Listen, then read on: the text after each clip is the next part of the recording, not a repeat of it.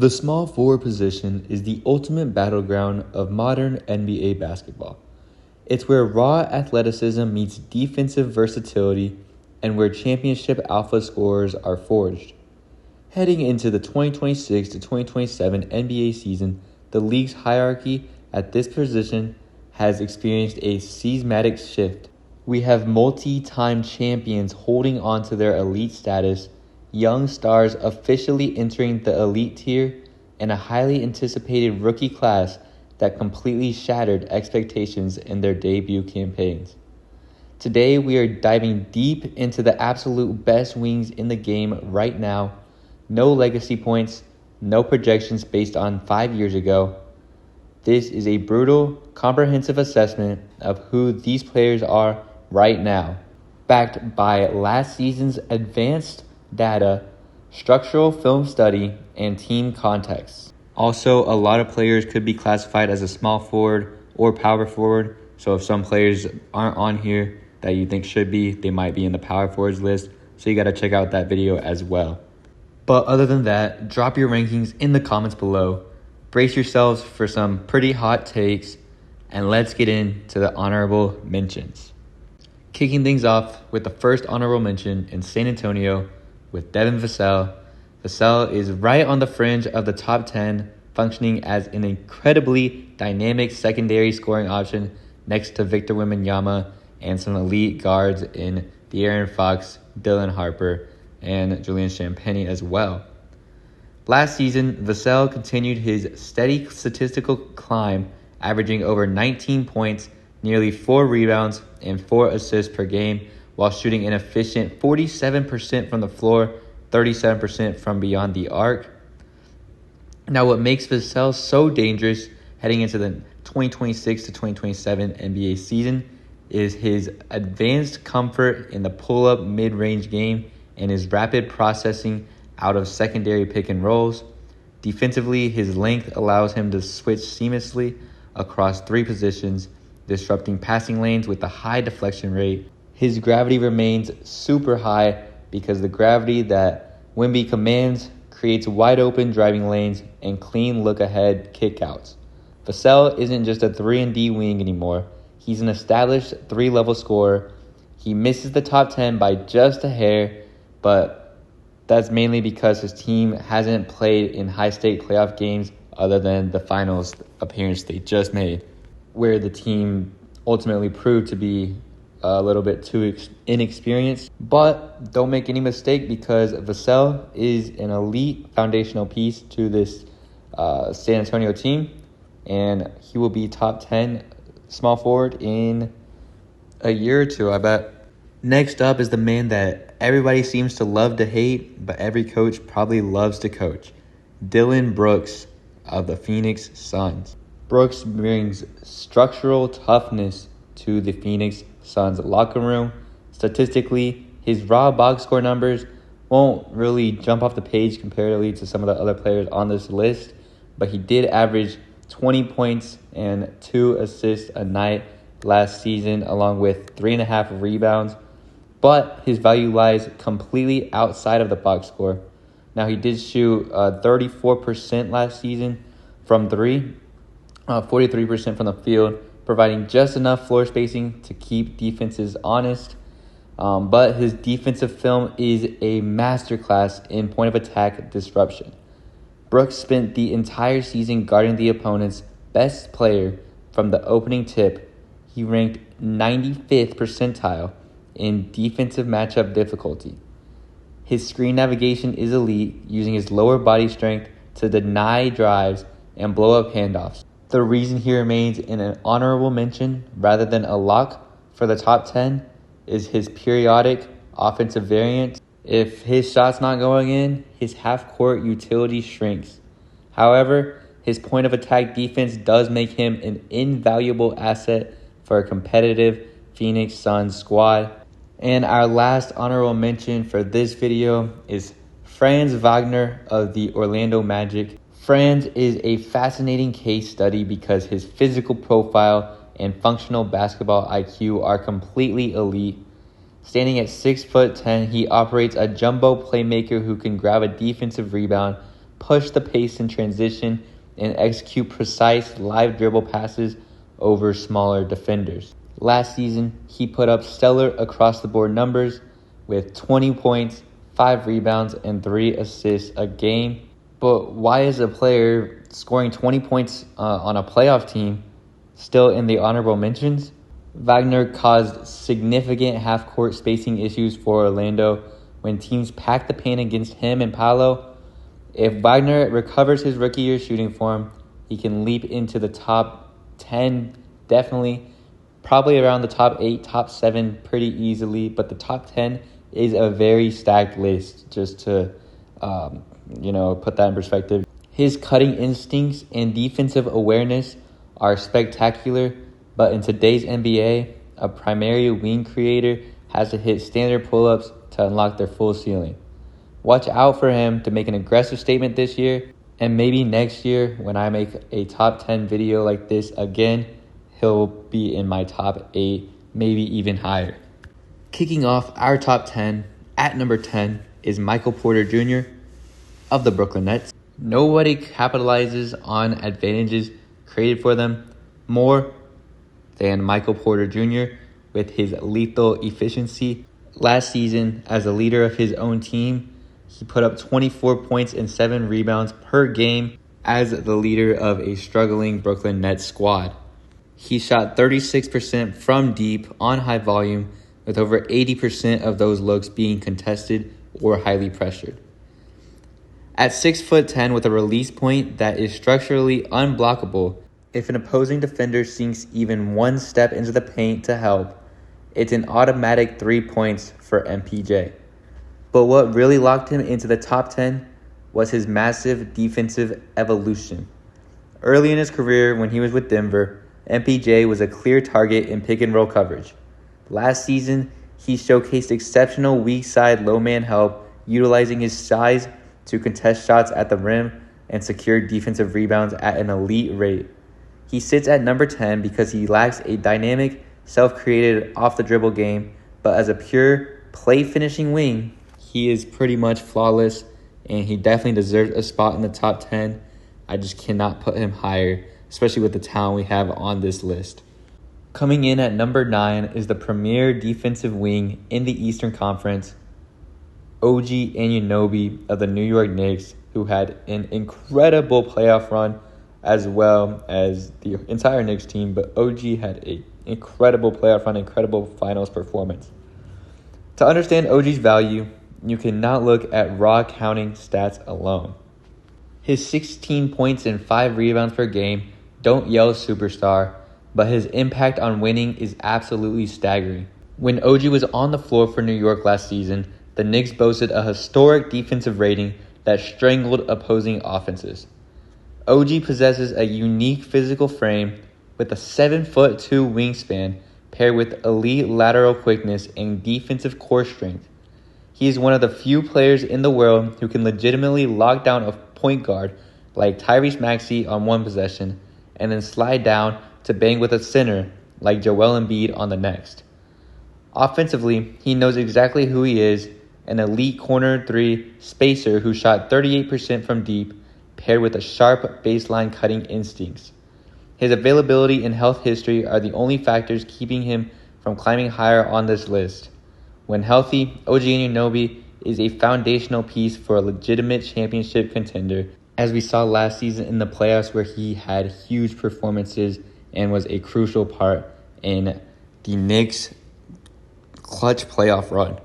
At number 8, we have one of the best Robins in the entire league, Jalen Williams from the Oklahoma City Thunder. Now, he missed a lot of last season with injuries, but he's still a certified co-star paired up with Shai Gilgeous-Alexander. Last season, in the 33 games that he did play, he put up 17 points, 4.5 rebounds, and 5.5 assists per game, while shooting 48% from the field and almost 30% from 3, which is not too great, but like I said, he's been dealing with injuries last season, and he'll be fully recovered coming into next season, and I do have way higher hopes for him. In the OKC offense, J-Dub operates with an incredible change of pace handle. He handles pick and roll duties like a veteran point guard, utilizing his long arms to pass over traps or pull up for a signature mid-range jumper. In clutch situations, OKC consistently trusted him to create clean looks out of isolation play. Defensively, his 7'2" wingspan allows him to act as a highly disruptive free safety, blowing up actions and triggering OKC's transition offense. His upside heading into the 2026 and 2027 season is still immense, and his usage rate will continue to climb. He still has all NBA potential, and he is anchored at number 8 for now, but I wouldn't be surprised if he can continue to climb, assuming he stays healthy, and I don't see him falling off as long as he stays on OKC, which I assume will not change for a while. Sliding into the number 7 spot is the ultimate Swiss Army knife of basketball, and surprisingly I have 2 players from the same team, which is Josh Hart of the New York Knicks. Putting Hart this high might turn some heads if you're looking only at traditional scoring averages, but if you watch film, you know Hart completely redefines what it means to control a game from the wing position. He is the ultimate role player. I think if you watch basketball, I think if you think of any role player currently, Josh Hart should be one of the first players you think of. Last season, Hart was the engine that kept New York running. Of course, you got your superstar players in Cat and Jalen Brunson, and you got great talent in OG Anunoby too. But you have your glue guy, your role player in Josh Hart, who put up 12 points on 7 rebounds and almost 5 assists last season. And even though he plays more of a small forward position, he rebounds like an old school power forward or center. His ability to identify long rebounds, initiate immediate one-man fast breaks, and finish through heavy contact is completely unique. He is an elite processor of game flow. He always makes the extra pass or executes the perfect baseline cut or even sets a hard screen to free up guys like Jalen Brunson. Now, he might not be known as a three-point shooter, but he shot 41% from the beyond the arc last season and 51% from the field as well. His real value is his unrelenting engine. He is the league leader in loose ball recoveries and miles traveled per game. Hart at number 7 is a nod to his pure impact, and he beat out his teammate OG on this list. And I am surprised that I had 2 players on the same team on the same list, but it just kind of happened. But yeah, Hart affects every single possession in a way that directly correlates to wins. And like I said, doesn't always show up on the stat sheet. That's all I always say about Josh Hart. But he is an incredibly impactful player, and he is a large reason into the Knicks championship. At number 6, we have a player who just completed one of the most astonishing rookie seasons in modern NBA history. Cooper Flagg of the Dallas Mavericks. Coming into the 2025 draft, the hype around Flagg was massive, and he somehow exceeded all of it. Flagg took home the 2026 Rookie of the Year award after putting up a spectacular 21 points, 6.7 rebounds, and 4.5 assists per game while shooting 46.8% from the floor and 82.7% from the free throw line. He became only the second rookie in the last 50 years to lead his entire team in points, rebounds, assists, and steals, joining, you won't guess who, joining Michael Jordan. Flagg's defensive film as a teenager is completely unprecedented. He functions as an elite weak side rim protector while possessing the lateral footwork to completely shut down perimeter guards in isolation. Offensively, he plays with a mature pacing, showcasing advanced passing vision out of short roll situations in a highly improved pull-up package. Under a new head coach in Dusty May and a restructured front office, the Mavericks are officially building a powerhouse around a 19-year-old player who has a top 5 player in the world upside. Number 6 is an incredibly high rank for a 19-year-old for a sophomore, but Flagg earned every bit of it, and he honestly could go higher. I would not really disagree with you. I just think the guys in the top 5, I think they earned it a little bit more. but Cooper Flagg had an outstanding rookie season as he ultimately won Rookie of the Year. Now, I give Flagg next season, and he'll easily be in the top 5, especially with the guys you'll see in my top 5. Flagg could probably make a top 3 appearance come next season. I mean, he is a ridiculously incredible player, and I could have him top 5, like I said, but I do think the guys in my top 5 just deserved it a little bit more, especially because they're more experienced. But I can 100% see an argument for that. I don't see him going any lower. Some people might say I have him too high for some reason, just because he's young, I guess. This kid is incredible, and there's no way you could have him lower than this. I don't see any argument for anybody to go higher than him. But ultimately, I expect Flagg to stay in the top 10 pretty much his entire career at this point, at least for the next decade, assuming he stays healthy. Breaking into our top 5, at number 5, is Deni Avdija of the Portland Trail Blazers. Avdija has emerged as an elite point forward archetype, blending defensive versatility with high-level half-court distribution. Avdija's transformation into an elite, multifaceted point forward is one of the most impressive development stories in the league.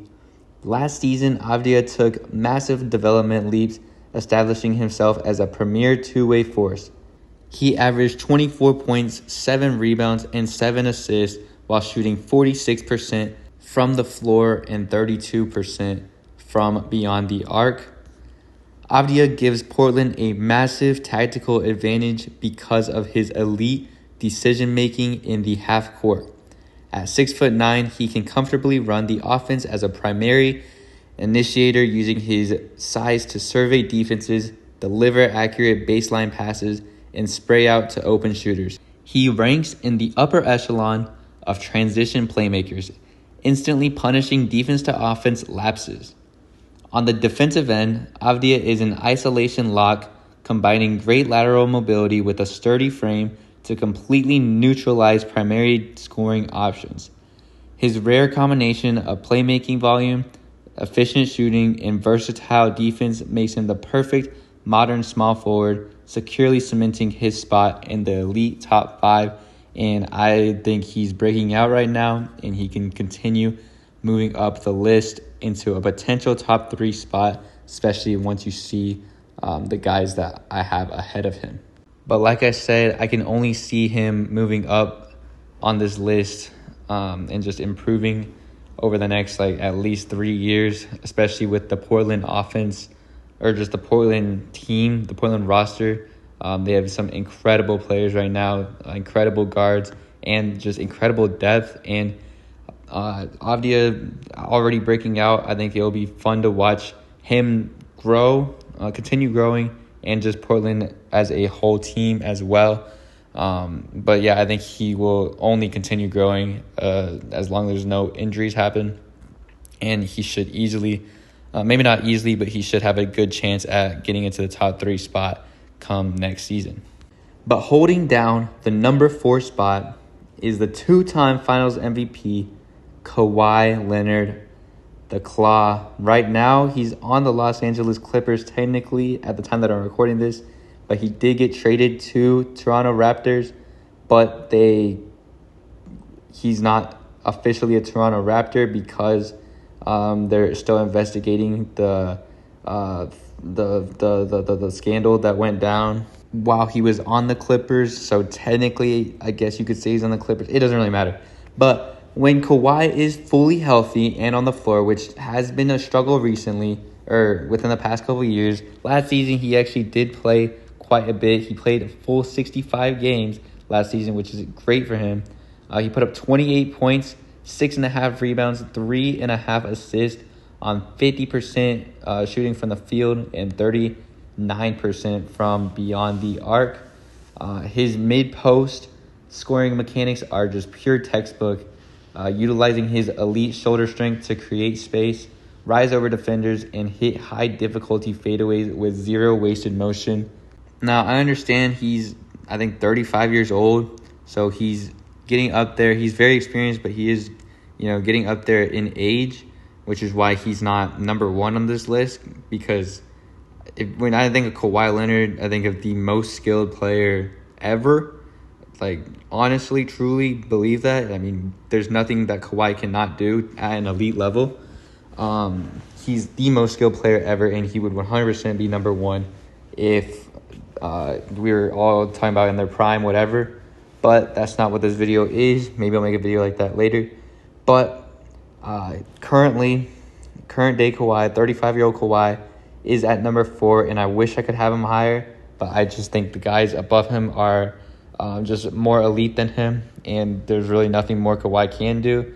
Because defensively, Kawhi's active hands and massive wingspan still carry the classic claw reputation that he's known for, the nickname, which completely takes away an entire side of the floor when he locks in during late game situations. The structural reason he sits at number 4 instead of competing for the top 3 or just the number 1 spot is mainly due to the load management and his long-term durability as well. You have to account for the regular season availability tax when ranking Kawhi, but he's also extremely clutch in the postseason when you need him as well.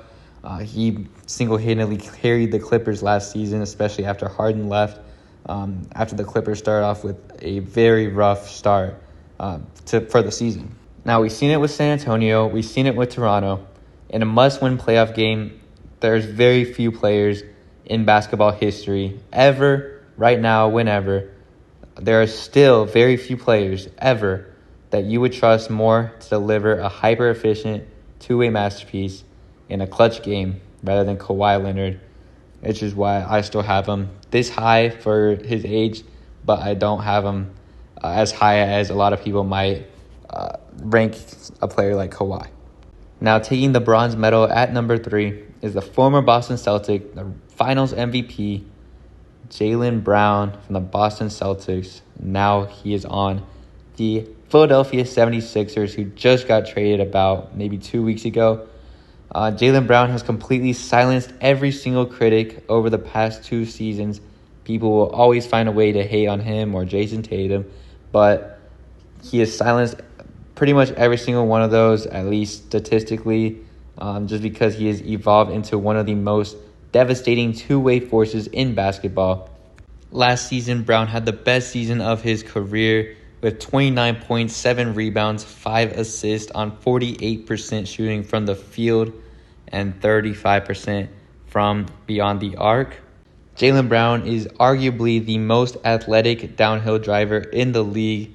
When he attacks a closeout, he gets into the paint with explosive force, finishing through a contact at an elite rate. His playmaking and handling out of crowds have drastically improved, eliminating the turnovers a little bit that plagued him in the past. He still struggles with that just a little bit, though not as bad as he used to. But on the other end of the floor, Jaylen Brown takes pride in taking the toughest perimeter assignment, hounding opposing primary creators for 94 feet. He plays with an unmatched competitive edge and physical intensity. He's sitting at number 3 right now. He might be a little bit higher if he would have stayed a Boston Celtic. I don't know, maybe not, but I do think on a team where his usage rate will go down on the 76ers. So I think he'll be a little bit lower just player-wise. I think he will, still be a great player, and I think he'll still develop very well. And I think as a team, they'll perform well. But as a player himself, statistically and everything that he'll do, he just won't. His usage rate won't be as high as it was with Boston, especially with Tatum out. So that's why I'm not going to have him any higher than number 3. But he definitely he has earned it, especially after last season, and he deserves a top 3 spot for sure. I can't see a world where he would be very much higher, and I would not agree with you if you don't have him this high. Coming in at number 2 is a certified top 10 player of all time. I would probably put him higher, but I'll make another video on that. We have Kevin Durant of the Houston Rockets. It is completely absurd what KD continues to do at this stage of his career. KD is not normal. He played 78 games last season. In his 19th season, he is 26 points per game, 5.5 rebounds, and 5 assists last season on a Houston Rockets team that has dealt with a lot of injuries and struggled for a majority of the season. He did all this while maintaining a historic 62% true shooting percentage, making him one of the most hyper-efficient volume scorers on the planet, which we already knew. KD, the greatest scorer of all time. KD's offensive package is entirely unguardable, and it's just been the story of KD throughout his whole career. But it's still, to this day, they've had the entirety of the NBA has had at least 20 years to figure out a way to stop it, and he's still unguardable. Whether he's coming off a pin down screen or running a high pick and roll or simply pulling up from 30 feet in transition, his size and high release point render defensive contests completely useless. It's genuinely pointless to guard a player like KD because he's so unguardable. He doesn't even see you when you're in front of him. What gets heavily overlooked, though, is KD's defensive utility, which people love to say he doesn't play defense or anything. KD has transformed into a highly effective weak side shot blocker and low man helper, especially in the Rockets' defensive scheme. He uses his length to clean up mistakes at the rim, and the Rockets were the tallest team last season, and KD's length just helped with that defensive system. KD remains a top 2 small forward in the league because his pure scoring gravity fundamentally warps how opposing coaches have to structure their entire defensive game plan. And not only is his offense a scary threat, but his defense is also improved drastically, and he's an amazing defender and still plays at an incredibly high level. He'll be entering year 20 next season, which is just incredible that he can still play at this high of a level. It is pretty much unheard of if LeBron didn't exist. And it's arguably that KD could move up to number 1. I could hear an argument out for it. Could I see KD moving down? Maybe. I think he fits well at number 2. I would not move him, me personally, but if you have a good argument, I would love to hear it. Now, with that being said, at number 1, holding down the crown as the undisputed number 1 small forward in the NBA is Boston Celtics' very own Jason Tatum. Tatum is the absolute gold standard of the modern NBA wing, and he is essentially a Kevin Durant, just a younger Kevin Durant. And I'll be honest, he's not as elite of a scorer, but he is more of a all-around player. Now, last season, he missed the majority of the season because of an Achilles injury, but he did play 16 games, and in those 16 games, he put up 22 points, 10 rebounds, and 5 assists. That is incredible numbers for him, especially, like I said, coming off of that Achilles injury. It was incredible that he even got to play last season, and people were not expecting to see those type of numbers from him. Although that's Tatum numbers, just not after an injury. Now, I do think with the loss of Jaylen Brown, his usage rate will go up, and Tatum will probably have an MVP level season next season, being the main guy for the Celtics. He's been the number 1 option, but he's had a Robin with him. Right now, he doesn't really have that. He has a bunch of talented guys on his roster, but he doesn't have that 1B guy with him now. So I think his usage rate will increase drastically, and this is his best chance to win an MVP as long as he embraces it and stays healthy. But I think coming off this injury, he's only going to improve. He's still pretty young, and like I said, he doesn't have his teammate with him anymore. So this is his best chance to win an MVP, and I do see a real possibility that it happens. But Tatum's value lies in his complete lack of a structural weakness. He can play as an elite isolation scorer, he can act as a primary playmaker out of traps, and he can function as a high-volume catch-and-shoot threat. It's kind of arguable his height. The box score says he's 6'8". Tatum says he's about 6'10", but he has a strong frame. He's one of the best rebounding wings in the league. Like I said, he averages 10 rebounds last season. He didn't play that many games, but he did put up 10 rebounds a game.